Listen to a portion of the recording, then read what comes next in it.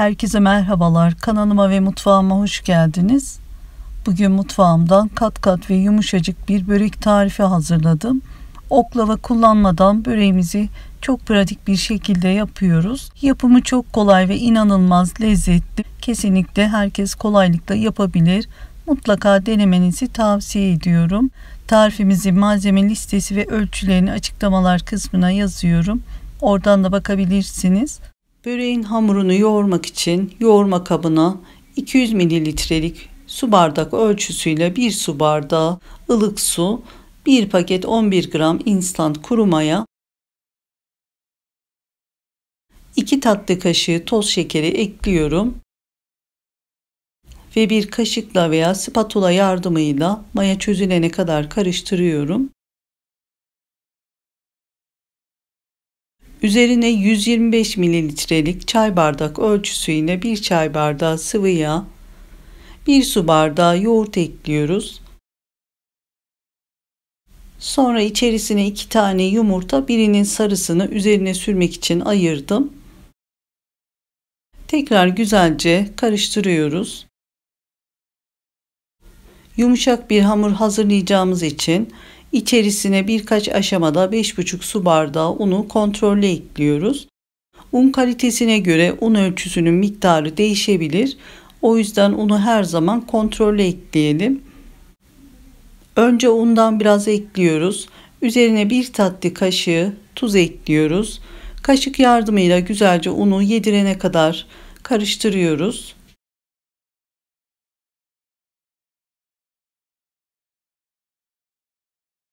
Tekrar kontrollü un ekliyoruz ve unu yedirene kadar iyice karıştıralım.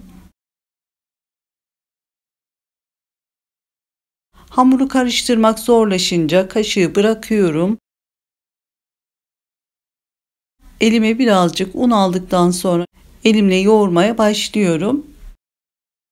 Hamurumuzun kıvamının yumuşak ve parlak olmasını istediğimiz için yaklaşık 3 veya 4 dakika yoğuruyorum.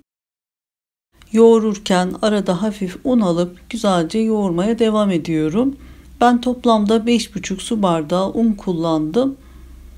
Un kalitesine göre un ölçüsünü azaltabilir, artırabilirsiniz. Mutlaka unu birkaç aşamada kontrollü kullanmaya dikkat ediyoruz. Hamurumuzu güzelce yoğurmasını tamamladım. Yumuşak kıvamlı, elastik bir hamur oldu. Böreğimizin güzel olması için hamurun yumuşak olması önemli. Hamurun yapışmasını önlemek için elime birazcık sıvı yağ batırıp hamurun üzerine ve yoğurma kabına sürüyorum. Hamuru tekrar yoğurma kabına yerleştiriyorum. Üzerini kapatıyorum. Tekrar bezle örtüyorum. Hamurumuzun ılık ortamda mayalanması için ortalama 45 dakika 1 saat arası yaklaşık 2 katına çıkana kadar bekletiyoruz. Arasına kullanacağımız patatesli iç harcımızı hazırlıyoruz. Patatesleri önce haşlayıp daha sonra hafif kavuruyoruz. Bunun için 3 tane büyük boy patates kullanıyorum. Patateslerin önce kabuklarını soyuyoruz. Daha sonra 4'e 5'e bölelim. Böldüğümüz patatesleri tencerenin içerisine alalım. Ve patateslerin üzerine geçecek su ekliyoruz. Suyun sıcak ya da soğuk olması fark etmez. Ocağın üzerine alıyoruz. Kaynayıp patatesler yumuşayınca ocaktan alıp suyunu süzdürelim. Ardından bir tabağın içerisine alıp bir çatalla patatesleri ezelim.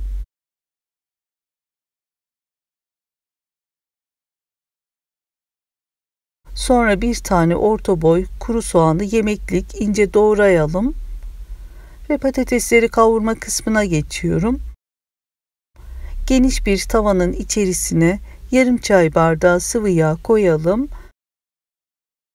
Doğradığımız soğanları ekleyip 2 veya 3 dakika hafif kavuralım. Daha sonra içerisine 1 çay kaşığı tuz, 1 çay kaşığı karabiber, 2 çay kaşığı kırmızı toz biber ekliyorum ve karıştırıyorum. İsterseniz sevdiğiniz baharatları ekleyebilirsiniz. Ezilmiş patatesleri ekliyoruz. Güzelce karıştırdıktan sonra 1 dakika kısa kavurduktan sonra da ocaktan alıyorum ve soğumaya bırakıyorum. Hamuru açarken ve arasına sürmek için kullanacağımız yağ hazırlıyoruz. Bunun için uygun bir tavanın içerisinde 125 gram tereyağı yakmadan eritiyoruz. Ocaktan alıyorum. İçerisine 2 yemek kaşığı sıvı yağ ekliyorum ve bir kenarda bekletiyoruz. 1 saat sonra hamurun üzerini açıyorum.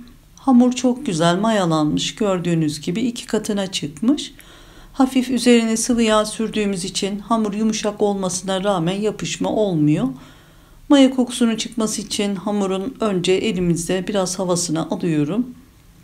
Daha sonra un serptiğim tezgahın üzerine alıyorum. Sonra yaklaşık 15 saniye elimle toparlıyorum. Ardından büyük bir beze yapıyorum.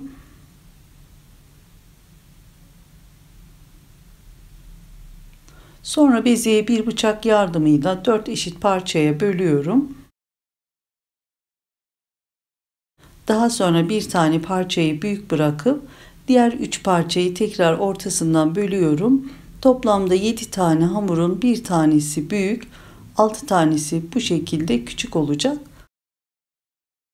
Kestiğimiz parçaları elimizde teker teker yuvarlayıp beze yapıyoruz. Sonra bezelerin üzerine erittiğimiz tereyağından 1 veya 2 yemek kaşığı üzerine gezdiriyorum. Bu şekilde 5 dakika dinlendiriyorum. Sonra küçük bezelerden başlayıp genişletme kısmına geçiyorum. Önce bezeden bir tane alıyorum. Altına ve üzerine yağ sürüp 2 elimle servis tabağı büyüklüğüne yakın genişletiyorum. Ve yağ sürdüğümüz tepsiye yerleştiriyorum. Tekrar üzerine yağ sürüyoruz. Diğer bezeleri de aynı şekilde altına ve üzerine yağ sürüp altını ve üzerini çevirerek aynı büyüklüğe getirdim.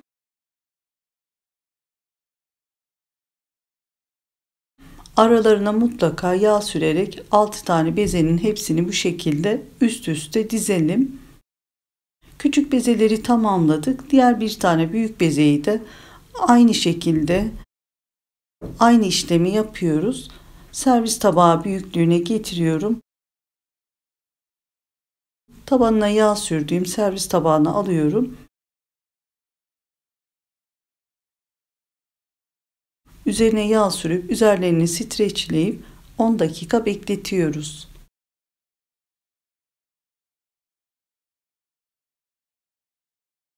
On dakika dinlendikten sonra üzerini açıyoruz. Öncelikle büyük olan bezeden açmaya başlıyorum. İlk önce tezgahın üzerine yağ sürüp büyük bezeyi alıyorum. Büyük bezeyi tezgahın üzerine aldıktan sonra yağ yardımıyla elimizde yaklaşık genişleterek 45 veya 50 santim çapında açalım. Arada bir üzerine yağ sürerek açıyoruz. Hamurumuz çok güzel bir hamur. Hafif dokunuşlarla ne kadar güzel açıldığını da görüyorsunuz.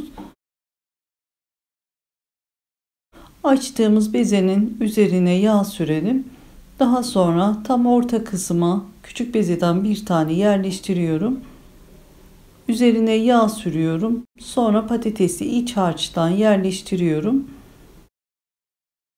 Patatesli iç harcımızı küçük bezenin üzerine yayalım. Sonra diğer küçük bezelerin hepsini sırasıyla önce yağ sürüp sonra patatesli iç malzeme yerleştirip üst üste dizelim. Son katına isterseniz sadece yağ sürdükten sonra patatesli harçtan az miktarda veya hiç koymayabilirsiniz.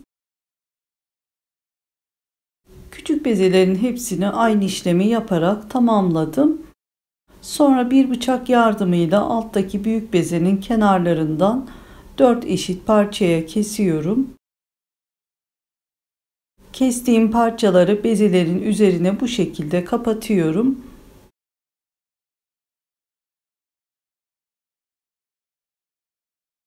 Gördüğünüz gibi büyük bir beze oldu.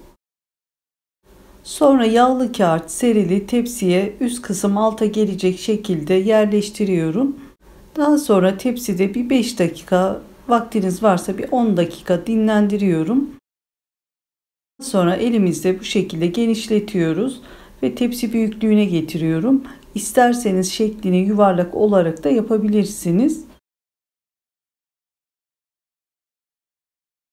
Üzerine bir tane yumurta sarısına 1 yemek kaşığı yoğurt ekliyorum.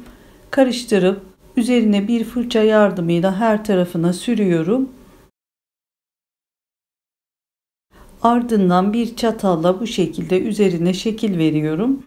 Arzu ederseniz üzerine susam, çörek otu da serpebilirsiniz. Şeklini verdikten sonra pişirmek için hazır. Önceden ısınan 200 derece alt ve üst ayar fırına veriyorum. Altı ve üzeri kızarınca pişen böreğimizi fırından çıkarıyorum. İlk sıcağının geçmesi için biraz bekletiyorum. Sonra istediğimiz büyüklüklerde dilimliyoruz. Ve böreğimiz yemek için servise hazır. İsterseniz tamamen soğuduktan sonra buzdolabı poşetlerine koyup dondurucuya kaldırabilirsiniz. Yemek istediğinizde veya acil durumlarda 1 saat öncesinden çıkarın. Oda ısısında veya 5 dakika fırında çözdürüp böreğimiz aynı tazeliğinde olacaktır.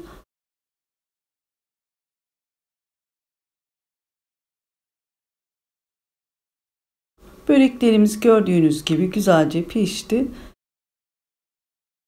Dilimlediğimiz böreklerden bir tane alıyorum. Bölüyorum. İç dokusunu da görüyorsunuz. Kat kat böreğimiz yumuşacık ve çok lezzetli oldu. Kesinlikle bu güzel börek tarifini denemenizi tavsiye ediyorum. Deneyecek olanlara da şimdiden kolaylıklar diliyorum. Videomu buraya kadar izlediyseniz, beğendiyseniz beğeni ve yorumlarınızı bekliyorum. Henüz kanalıma abone değilseniz abone olarak bana destek verebilirsiniz. Videomu izleyen herkese çok teşekkür ediyorum. Başka tariflerde görüşmek üzere. Hoşça kalın, sevgiyle kalın, Allah'a emanet olun.